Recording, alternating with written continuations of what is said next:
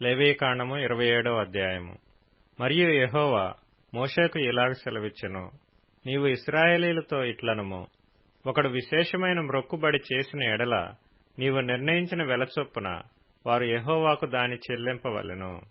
నీవు నిర్ణయింపవలసిన వెల ఏదనగా 20 ఏండ్లు మొదలుకొని 60 ఏండ్ల వయస్సు వరకు మగవానికి పరిశుద్ధ స్థలము యొక్క తులము వంటి 50 తులముల వెండి నిర్ణయింపవలెను. ఆడుదానికి 30 తులములు నిర్ణయింపవలెను. 5 ఏండ్లు మొదలుకొని 20 ఏండ్ల లోపలి వయస్సు గల మగవానికి 20 తులముల వెలను, ఆడుదానికి 10 తులముల వెలను నిర్ణయింపవలెను.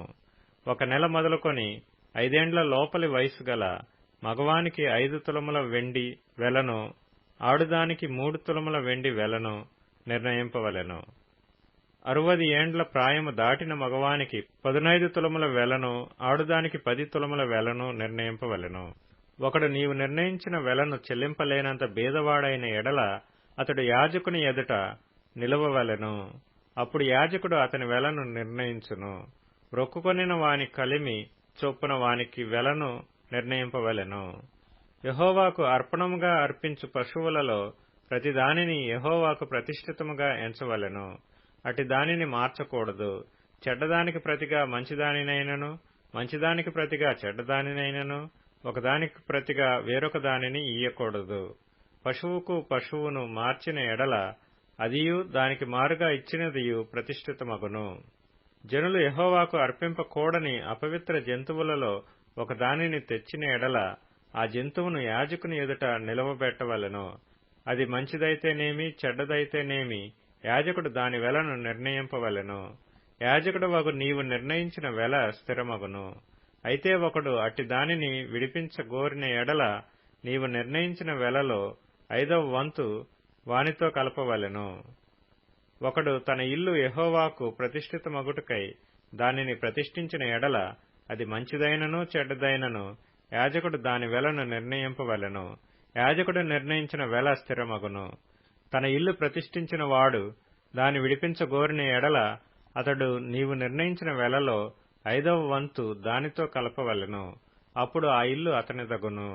ఒకడు తన పిత్రార్జితమైన పొలములో కొంత యెహోవాకు ప్రతిష్ఠించిన ఎడల దాని చల్లబడు విత్తనముల కొల చొప్పున దాని వెలను నిర్ణయింపవలెను. పందుము యవల విత్తనములు 50 తులముల వెండి వెలగలది. అతడు సునాద సంవత్సరం మొదలుకొని తన పొలమును ప్రతిష్ఠించిన ఎడల నీవు నిర్ణయించు వెల స్థిరము.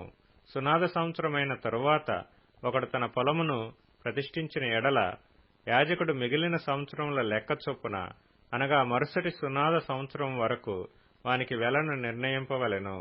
నీవు నిర్ణయించిన వెలలో దాని వారడి తగ్గింపవలెను. పొలమును ప్రతిష్ఠించిన వాడు దాని విడిపింపగోరిన ఎడల నీవు నిర్ణయించిన వెలలో 5వ వంతును అతడు దానితో కలపవలెను.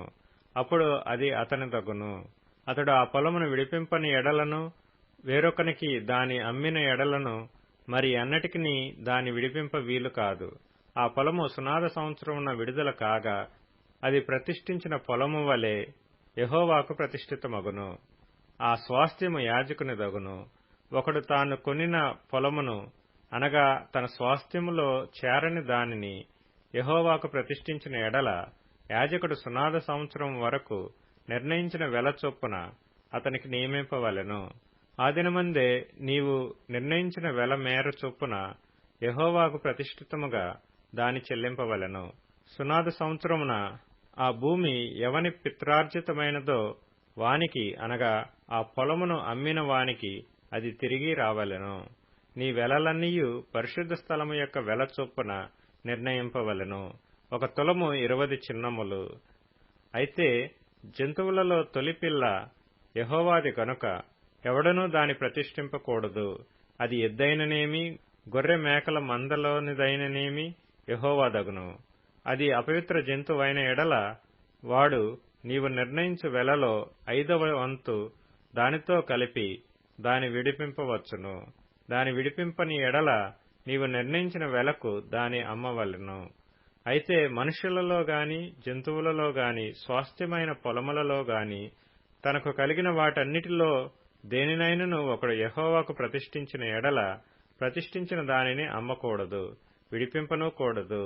ప్రతిష్ఠించిన సమస్తము యెహోవాకు అతి పరిశుద్ధముగా ఉండును. మనుష్యులు ప్రతిష్ఠించు వాటిలో దేనినైనను విడిపింపక హతము చేయవలెను. భూధాన్యములలోనేమి, వృక్షఫలములోనేమి, భూఫలములన్నిటిలో దశమభాగము యెహోవా సొమ్ము, అది యెహోవాకు ప్రతిష్ఠితమగును.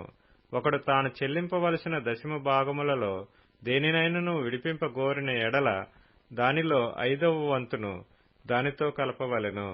గోవులలోనే గాని గొర్రె మేకలలోనే గాని కోల క్రింద నడుచునన్నిటిలో దశమభాగము ప్రతిష్ఠితమగును.